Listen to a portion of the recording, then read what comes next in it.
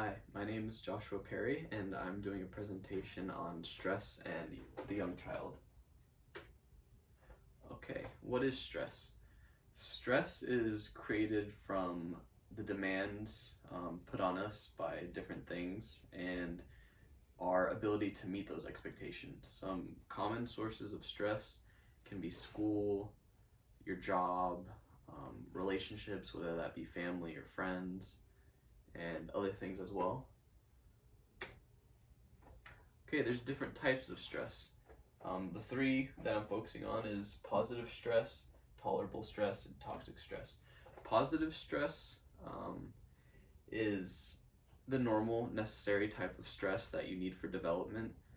Um, Common sources of this stress would be, on a first day of school, meeting new people, making new friends.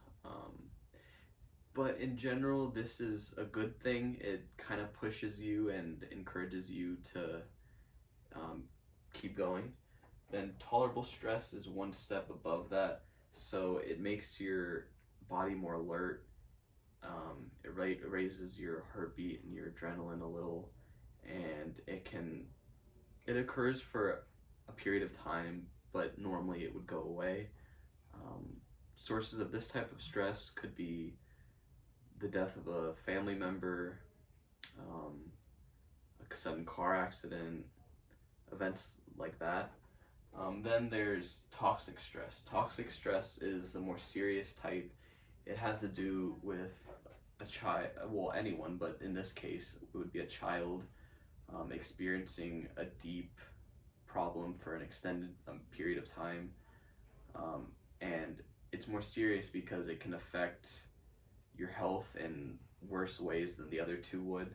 Some sources of this could be emotional abuse, physical abuse, or heavy burdens put on you by family, such as economic burdens. Um,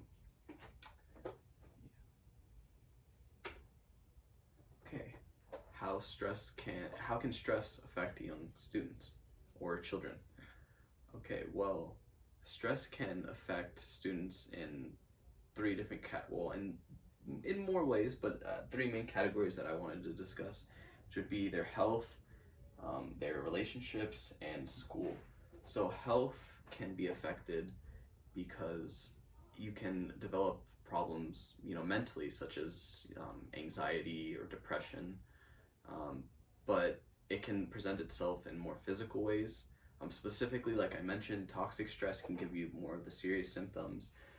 The last two that I put on the list would be that it can affect your brain chemistry and the genes present, and it can affect your risk of occurring certain diseases or issues such as diabetes, cancer, obesity. And then relationships, it can affect you to start to isolate yourself or a child to isolate themselves. It can affect the child's ability to manage their emotions and their impulse control, which can make maintaining relationships difficult, especially for young children trying to make new friends. Um, as well as family. If you start to isolate yourself, another effect would be that you would stop participating in family events, like let's say, going out as a family, eating dinner with your family, or school events as well. Then there's the ways it affects school. You can have difficulty completing your schoolwork, you can have difficulty following directions, and develop test anxiety, which can be serious considering certain tests such as the ACT and the SAT and SAT and ACT, sorry, um, affects what colleges you get into or whether you get into the colleges you wanted at all. Okay, so now we're going to do a little activity that helps you feel a little bit of what a student might feel in regards to stress. So this is a simple multiplication test that would be given to an elementary school student. They'd normally have about a minute to get all of these done. But, since we're all adults here, we're gonna cut the time down to 30 seconds, um, just to experience the effects of stress a little bit. Okay, and the timer starts now. Okay, yes, Mr. Frog, 4 times 10 is 40. Okay, Mr. Dog, 2 times 11 is 22. Oh yes, Miss Bear, 21 is the answer to 3 times 7. Yeah, 12 times 10 is 120. 6 times 3 is 18. Yes, 4 times 2 is 48. 5 times 8 is, oh, there it is. We didn't make it past that many now, did we?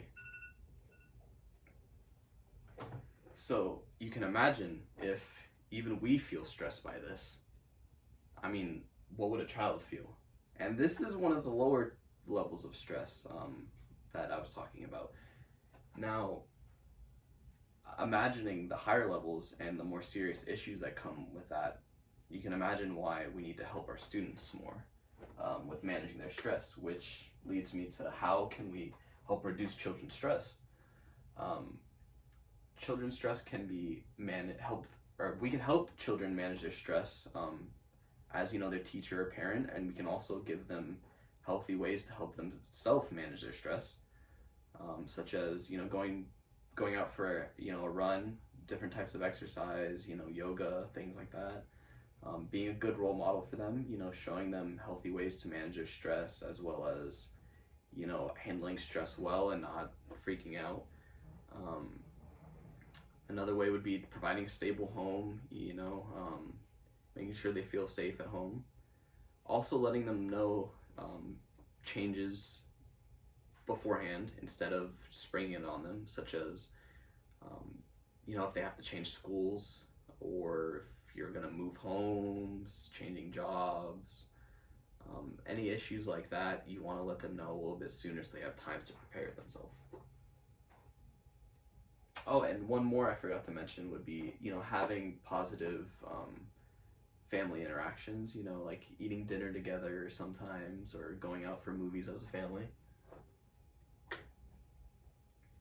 Okay, so before we close up, I wanted to review what this was about. It was about stress's effect on the development of young children. So, Mr. Frog, or anyone really, what would be a common effect of how stress can affect young children? Yes. One effect would be anxiety. That is one thing. Okay, another question. Let's see if y'all know this one too. What's one way we can help young children manage their stress? Yes, Mr. Frog, you're absolutely correct. Physical activity is a good one. There's no other questions. Here's my citations, and thank you for watching.